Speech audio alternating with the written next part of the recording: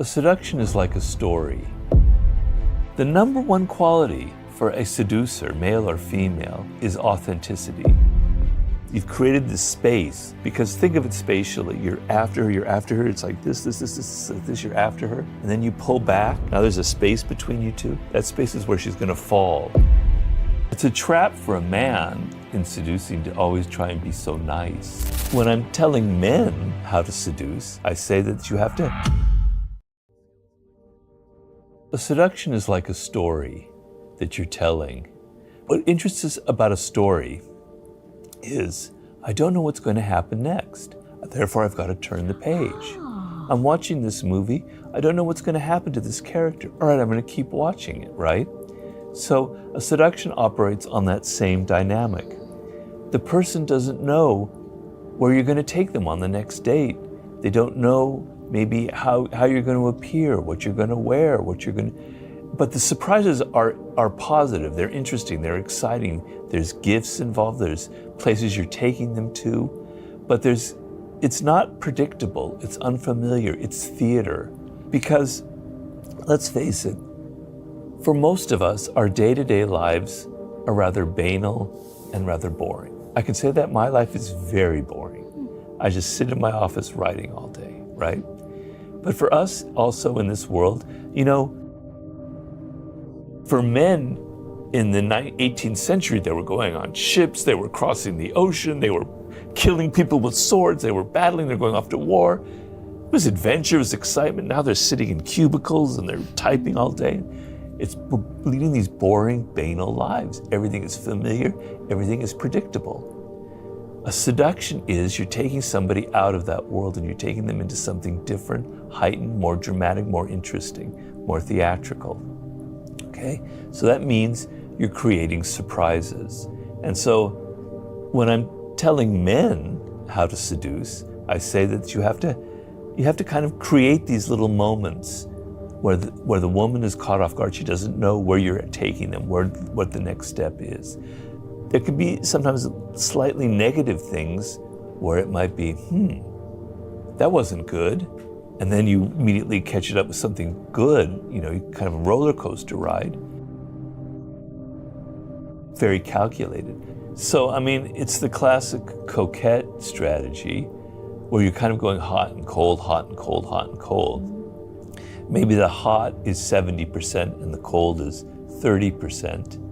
But when you're cold, they're like, oh my God, what's wrong? Did I do something wrong? Because the first thing that you do is, what did I do that was wrong that made them kind of withdraw from me?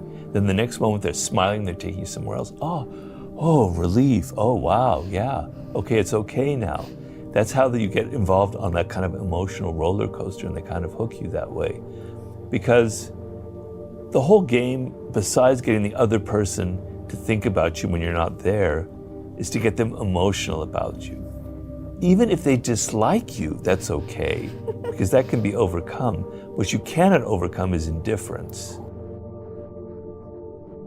So getting them to be upset, which is the whole thing about that wound, getting them to be suspicious, angry, that gives you room to turn around to seduce them, because they're emotional, they're getting emotional in your presence. That emotion in your presence can now be turned into something else. You wonder, is it conscious or unconscious? It's both. We don't realize that things can be both, so that people may not be totally aware that they're doing that, but there's a part of them in the back of their minds that know that they are kind of creating this hot and cold game. They're creating a push and pull. So it's never completely natural or unconscious. There's an element where they kind of know that this is a very effective thing to use on the other person. A woman is going to be suspicious of a man because she will think that he's more powerful, he's more male, he's more masculine, he's more aggressive than I am, right? So she's a little bit afraid. Women can be a little bit afraid of men, and rightfully so. So a very nefarious tactic on the male side is to kind of make it feel like the woman is the one in power. The woman is the one who's in control, right? I'm under her claws. She's the one that's operating this. I'm actually kind of weak. I'm actually kind of vulnerable. Well, that makes it, that takes all the trust element and goes, whoa, yeah, I feel fine in this person. To feel like you're the one controlling the man, that he's like weak and he's the more emotional one, that he needs you more than you need him, is going to make all your suspicions, disappear. But it has to happen at the right moment. If you did that at number 1 or 2, it's like, oh, this guy's kind of weak. He's too nice. I'm not interested in him. Yeah. But if he's been kind of leading you along and he seems like he's sort of in control and he's taking you through this theater, and he seems like you have maybe a little bit of fear about him, the whole thing is to reduce that fear. And at that moment, halfway through the seduction as we are, to show that you are the one who's weak and vulnerable will have a very powerful emotional effect on the other person. It's a trap for a man in seducing to always try and be so nice, because sometimes a woman doesn't want somebody who's so nice, because that kind of signals weakness. And so, our sexes are different. Biology does play a role in things.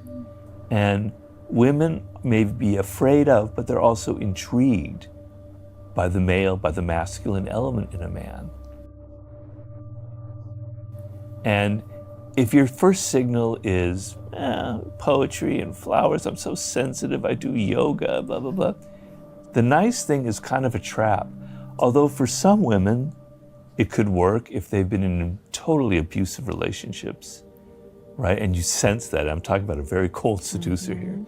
And you sense that, well, being very kind and nice in the first few weeks will really have them eating out of your hand, right? Okay, so not everything is so cut and dry in the seduction world. You have to kind of tailor your strategies and tactics for the woman and her vulnerabilities. So the number one quality for a seducer, male or female, is authenticity. So, if you are genuinely nice, then that can work. But if you are being nice because, you're insecure, then that won't work. People have their own kind of context, their family, their friends, their workplace.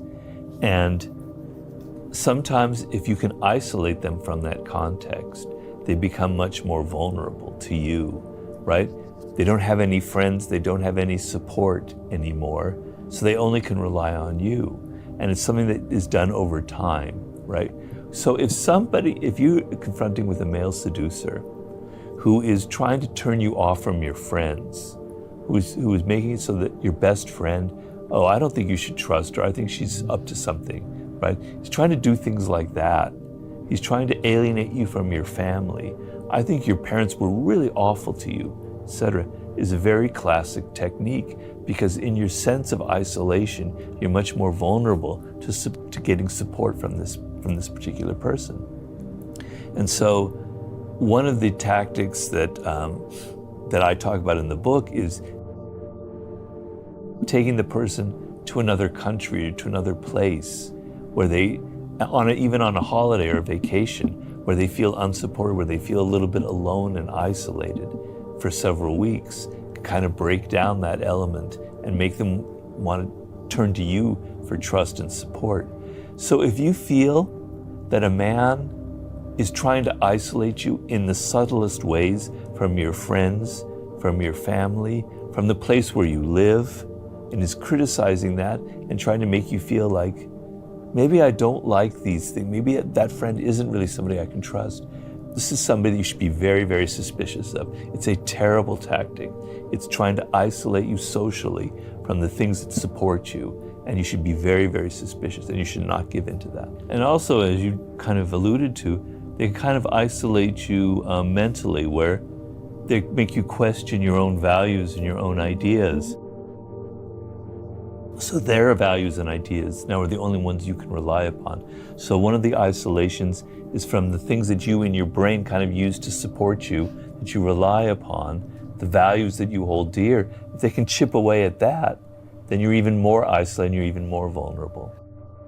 Seduction involves by nature an element of transgressive and taboo.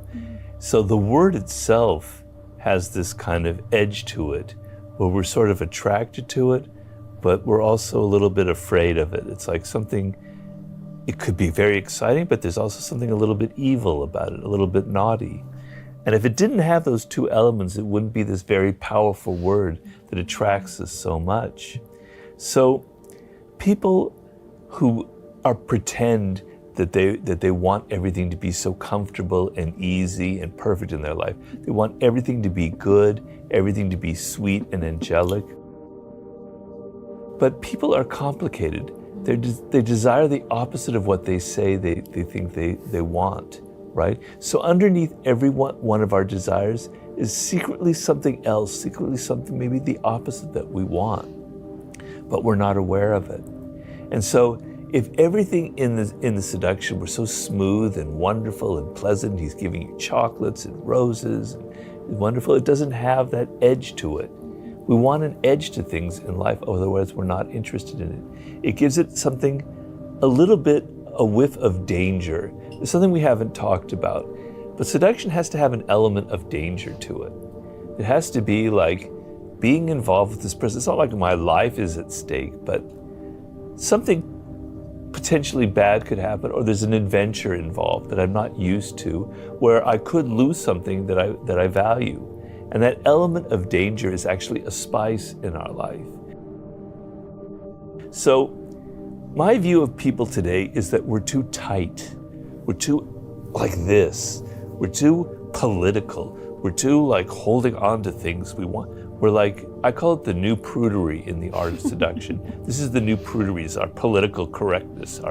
Everything has to be this way. I'm so moral and righteous. This is what's right and that's what's wrong. And secretly, underneath it all, we actually yearn for the opposite, because it's not natural for us to be so tight and wound up. The human being wants to loosen up. We want to laugh. We want to do the opposite of what's going on in society. We want things that are unconventional. We want things that are mysterious. We want things that are weird and strange. We don't want our lives to be so tight and controlled like everything is on the media, where you say one wrong thing and 8 million people are after you, right? So an element of political incorrectness, of taboo, of something, I'm not supposed to be interested in that person, but I am. How exciting. I think is a very, very important part of a seduction, because people are wound up way too tight these days, and they need a release, and they need that release is something that they would never normally do. Well, now we're entering the last stages of the seduction, where you've been messing with the person psychologically. They've kind of had a back and forth dynamic with you where they're very excited, they're intrigued, but then they're pulling back because the things you've done that they're not sure about. And it's like a piece of metal that's getting weaker and weaker and weaker by all the bending back and forth, and they're on the verge of breaking. And so injecting a little bit of pain at the end of this, towards this moment in the seduction, like, I'm gonna leave you, it's over, I'm done with you. Man, that'll be very, very powerful, because there's been so much pleasure, so much excitement, so much interest involved, that at that moment that you're gonna pull back, or that you do something kind of heartless, is gonna have a devastating effect on the other person. So I'm being the evil seducer now here, but giving that back and forth dynamic where you're leading them along, where it's very fun, it's pleasurable, exciting, but there are moments of doubt and pain, really is what hooks the other person and gets them completely in your grasp. So if everything is pleasurable, it's not going to have the emotional impact. And if you put in, particularly near the end, these little doses of pain. If you're pursuing someone so much, right, it's almost like it's getting too predictable here. And the sense of being constantly chased and the sense of being pursued is tiring. It's also a little bit frightening. And it's also like, where is this all ending, right? It's going too much like you're in control of everything. If you take a step back, you're the one pursuing her, and now you step back and you don't call her as much, and you're doing your work and you're not so interested in her, suddenly she's going to have to pursue you because you've got your hooks in her so deeply. And the moment you've created this space, because think of it spatially, you're after her, it's like this, you're after her, and then you pull back. Now there's a space between you two. That space is where she's going to fall, and that's what I mean by it. So you've pulled back, and now she's going to pursue you because she doesn't want to lose it. It's been so interesting and so pleasurable, and she's so used to this dynamic that she's now going to turn around. The moment she pursues you in any way, it's over. You've seduced her. That's it.